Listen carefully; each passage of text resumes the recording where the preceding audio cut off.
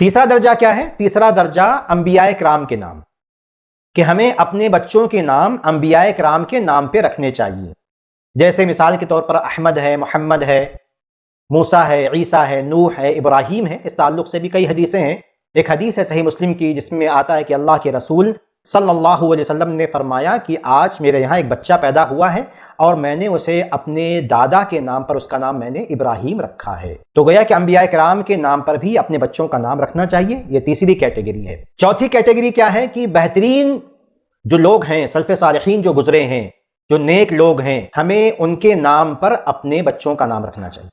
یعنی انبیاء کرام کے بعد، انبیاء کرام کے علاوہ جو نیک لوگ ہیں، اور اس میں سب سے پہلا مرتبہ، پہلی ٹکڑی جو ہے، پہلے جو لوگ آتے ہیں وہ صحابہ کرام ہیں، کہ ہمیں اپنے بچوں کا نام صحابہ کرام کے نام پر رکھنا چاہیے، ہمیں اپنے بچیوں کا نام صحابیات کے نام پر رکھنا چاہیے. ایک حدیث میں آتا ہے جو صحیح مسلم کی ہے، اس میں آتا ہے کہ ایک صحابی مغیرہ بن شعبہ رضی اللہ تعالیٰ عنہ کہتے ہیں کہ میں نجران گیا تو وہاں کے نصرانیوں نے، عیسائیوں نے مجھ سے پوچھا کہ تم قرآن کریم میں پڑھتے ہو یا اختہ ہارون، کہ مریم کو کہا گیا کہ اے ہارون کی بہن، جبکہ ہارون اور مریم میں، ہارون جو موسیٰ علیہ السلام کے بھائی ہیں، ان میں اور مریم میں بہت زیادہ فاصلہ ہے. تو یہ سوال صحابی سے نجران کے عیسائیوں نے کیا.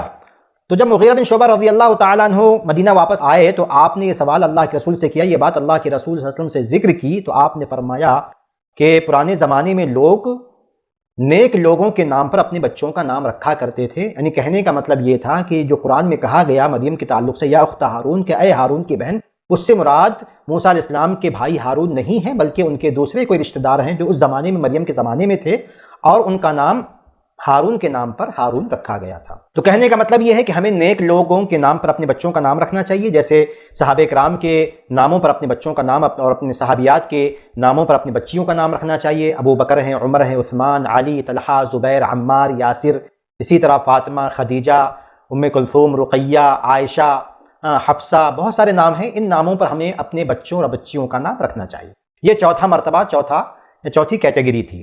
پانچویں کیٹیگری یا پانچواں مرتبہ یہ ہے کہ اس کے علاوہ جو بھی اچھے نام ہوں، بہترین نام ہوں، جن کا معنی صحیح ہو، معنی کے اعتبار سے صحیح ہو، اس میں کوئی خامی نہ پائی جائے، اس میں کوئی غلطی شرعی نہ پائی جائے، کوئی شرعی رکاوٹ نہ ہو، تو وہ نام جو ہے اپنے بچوں کے رکھے جا سکتے ہیں. جیسے ایک حدیث میں نبی نے فرمایا کہ سب سے سچا نام حارث اور حمام ہے. حارث کے معنی کھیتی کرنے والا، کیونکہ انسان کچھ نہ کچھ پوری زندگی کرتا رہتا ہے، ایک طرح سے اس کی کھیتی ہے اور اس کا پھل اسے قیامت میں ملے گا. تو حارث اس وجہ سے سچا نام ہے. حمام یعنی غور و فکر کرنے والا، سوچنے والا، تو انسان سوچتا ہی رہتا ہے کچھ نہ کچھ، اس لحاظ سے یہ سچے نام ہیں. تو اس طرح کے کوئی بھی نام جس کا معنی صحیح ہو اور جس میں کوئی شرعی قباحت نہ ہو، شرعی رکاوٹ نہ ہو، تو یہ نام اپنے بچوں کے ہمیں رکھنا چاہیے. تو یہ 5 کیٹیگری تھی. ان کیٹیگریز کا اعتبار کرتے ہوئے، ان درجات کا اعتبار کرتے ہوئے ہمیں اپنے بچوں کا نام رکھنا چاہیے. اللہ تعالیٰ سے دعا ہے کہ اللہ تعالیٰ ہمیں شریعت کو سمجھنے اور اس پہ عمل کرنے کی توفیق عطا فرمائے. والسلام علیکم ورحمۃ اللہ وبرکاتہ.